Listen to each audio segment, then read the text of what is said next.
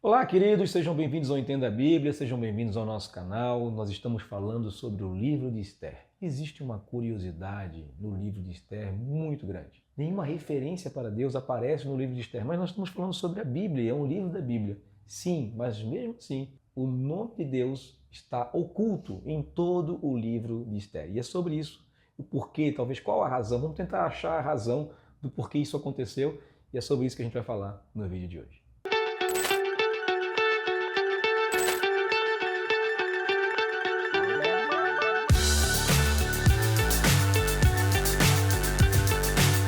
Por mais que a gente tente criar explicações, é impossível a gente dizer com exatidão o porquê que o nome de Deus, ou qualquer relato sobre Deus, ou qualquer menção sobre Deus não exista no livro. Estamos falando de um relato, de uma narrativa, de um livro da Bíblia, mas o nome de Deus não aparece nesse livro. Nem aparece Senhor, nem aparece o nome, como os judeus gostavam de falar, nada disso, né? Todo-Poderoso, ou qualquer coisa que lembre acerca de Deus. Não aparece nada disso num livro da Bíblia chamado de Livro de Esther. E interessante a gente entender o porquê disso tudo. A gente pode criar várias narrativas ou várias intenções de dizer que existe uma explicação por causa disso.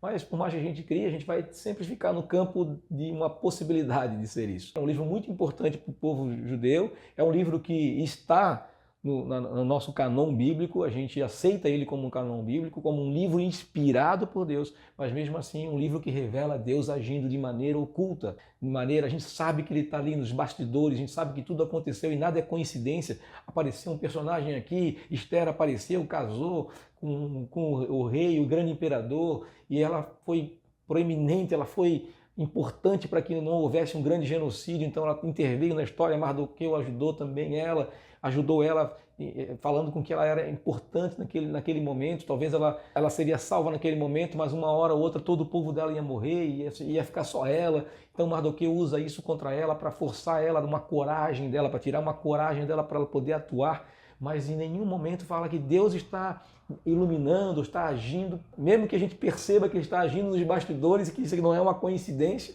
a gente não encontra o narrador, a preocupação do narrador de falar que Deus está agindo.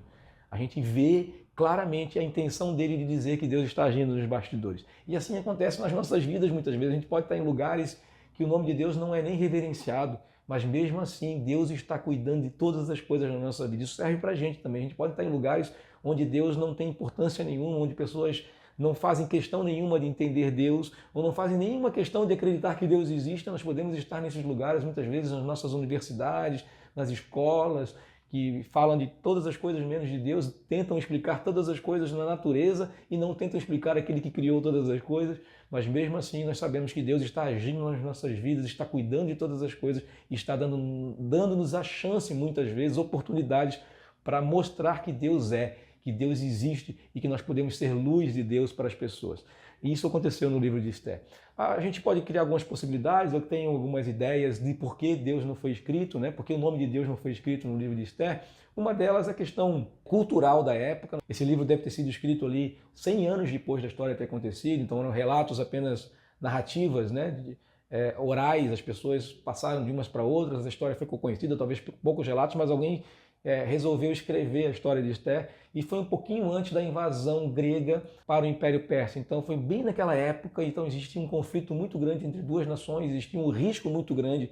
Então a ideia de falar da coragem, né, de que Deus, apesar de Deus aparentemente não estar agindo diretamente na história, ele está cuidando do povo, assim como na história de Esther, ele está cuidando do povo, mesmo que haja esses conflitos entre os gregos e os persas, mesmo assim ele está ali cuidando, ele está sobre tudo e ele é soberano sobre todos os impérios, sobre todas as nações, sobre todos os decretos, sobre todos os reis, ele é soberano e ele governa sobre tudo e sobre todos. Então, apesar de ele não ter escrito o nome de Deus, a ideia muitas vezes é essa, de dar coragem ao povo e de dizer, Deus está no controle, o povo vai continuar existindo, mesmo que essas nações idólatras e pagãs entrem aqui e governem, mesmo que hajam guerras e nós estejamos no meio dessa guerra, mesmo assim, Deus está no controle de todas as coisas. E talvez por causa de escrever isso e não colocar o nome de Deus, talvez seja também uma forma de se proteger, né? Aquele que estava narrando, que o escritor do livro, de se proteger também de conflitos, de pessoas sendo perseguidas, de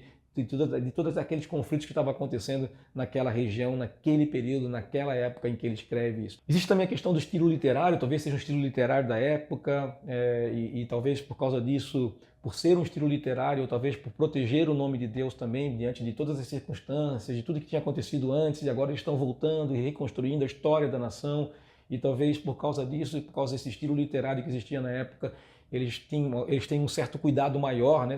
Lembrem, esse povo judeu tem um certo cuidado em escrever o nome de Deus, escrever o tetragrama, em falar isso, né? Então talvez por causa disso existe essa proteção também, ou por causa de ser relatos orais, né? E eles mesmos não falarem o nome de Deus, ou não falarem nem a palavra Deus, talvez seja isso, na hora de relatar, na hora de escrever, também exista essa possibilidade de acontecer isso. Enfim, diante de qualquer coisa, aqui o livro de Esther tem uma grande preocupação em mostrar uma responsabilidade nossa diante da obra de Deus. Deus está em missão, Deus está fazendo a história, mas Ele conta com cada um de nós que creem nele, para que juntamente com ele possamos escrever a história. Aqui a gente vê uma responsabilidade muito grande no livro para a pessoa de Esther, uma responsabilidade muito grande para a pessoa de Mordecai, e essa responsabilidade pode ser transferida para a gente também. Nós estamos fazendo a história diante de qualquer circunstância, diante de qualquer situação, diante de lugares onde Deus não é reconhecido. Você continua sendo filho de Deus, você continua sendo um missionário de Deus, e você tem responsabilidade de fazer a história acontecer. Essa é a responsabilidade que nós cristãos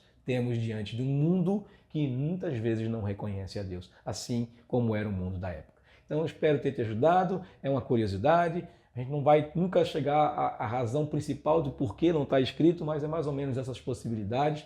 Mas que Deus te abençoe, que você leia esse livro, desfrute muito desse livro e que você possa crescer no seu relacionamento com Deus ao estudar esse livro de Esther. Que Deus abençoe você, que você tenha responsabilidade diante de Deus e diante dos homens e que você continue cumprindo a missão que Deus deixou para você. Um grande abraço, fique com Deus e até o próximo vídeo, onde nós vamos falar sobre a festa do Purim, a festa que nasceu por causa do livro de Esther.